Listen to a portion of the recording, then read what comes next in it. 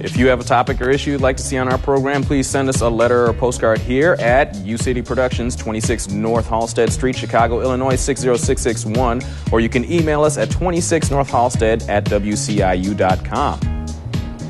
Welcome back. We're talking with Michal Muhammad from the Urban League about the male involvement program and the deeper underlying issues. Before we went to the break, you were getting into the role of institutionalized racism in terms of its impact on being able to get employed or get back into being a part of society, for a better lack of words. Right. The Urban League just recently released a report from its research department, excellent report, dealing with the vicious circle of people who are incarcerated and who go to prison, come right back out of prison into the same neighborhoods out of which they came.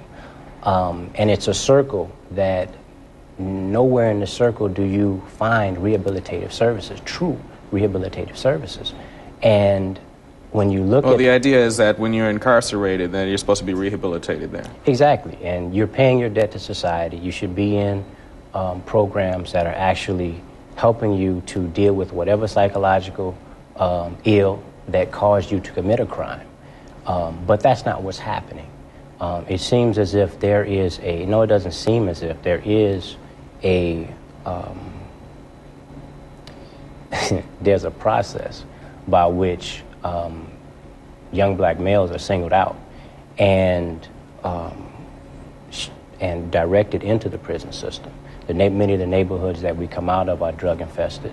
Many of them have schools that are inadequate in their education and the process of development, and come out of dysfunctional families. And when you look at that scenario and you look at the fact that there is really not much of an economy other than the drugs that are fed into the community, and then you see brothers engaging in drug sales, drug use, and the penalties that accompany the sale of crack, you know, possession, drug possession and sale. And then you see the issues of how many brothers are being locked up, picked up on random sweeps, you know, whether or not one of the things that we deal with quite a bit that brothers tell us is that, you know, they're picked up and there is drugs placed on them. You know, and that's a real problem. Many of the brothers are engaged in it. Sometimes they're not. Sometimes. No, I mean, even if people can argue on that point, the point remains is that the consequences for being caught with a certain amount of crack cocaine, which is more prevalent in the black community, is much harsher than the equivalent amount of powder cocaine, which would be more prevalent in the white community. And that's legislatively, that's just in there. That's the way the laws are set up. So, right. I mean, you can't really argue that point. But I wanted to make sure we didn't run out of time, and we talk about the role and responsibility of icons out here, especially in our entertainment industry and sports figures and what have you, in terms of, you know, people look, you know, young black men look up to these people and they see that, well, he's making money, he's successful, white people love him, black people love him, I gotta be like him. There's a lot of responsibility in that. I mean, how do we hold people accountable? Well, one of the things, you know, that we have to do to hold people accountable is if they produce records, if they whatever product that they're producing, if that is not what we want to indulge in and have spread in our community, then that's not what we need to purchase. We need to get to the point as a community where what we consume is not filth. And much of what we willingly consume is what is placed in front of us. And, you know, there seems to be institutional racism in the music industry, in sports. And what we look at is, you know, many sports figures who are the icons, who are the role models for many of the brothers that are in the program that we're dealing with. You know, many of the young brothers all over the United States. We have to produce a new leadership.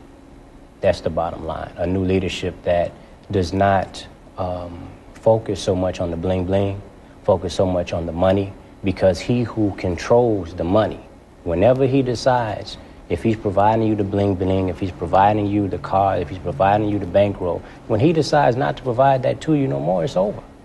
So what we have to realize is that something that the Honorable Elijah Muhammad said is that the coin is in the fish's mouth. And what that means is that if I focus on developing my people, then what I'm going to deal with is that in the development of my people is all the resources that I need. You know, we need to go back to developing programs that are self-sufficient.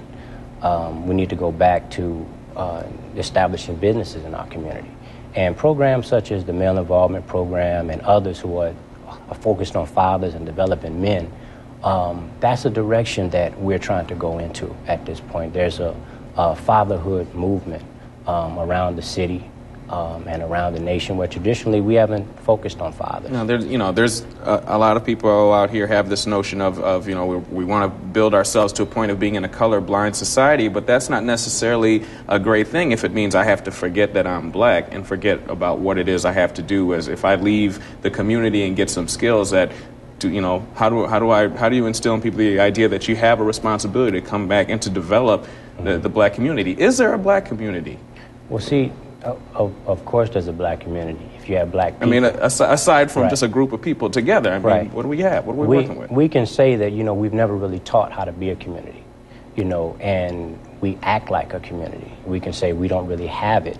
However, we would not be here today if there was not some semblance of community, some semblance of family that we have been able to retain.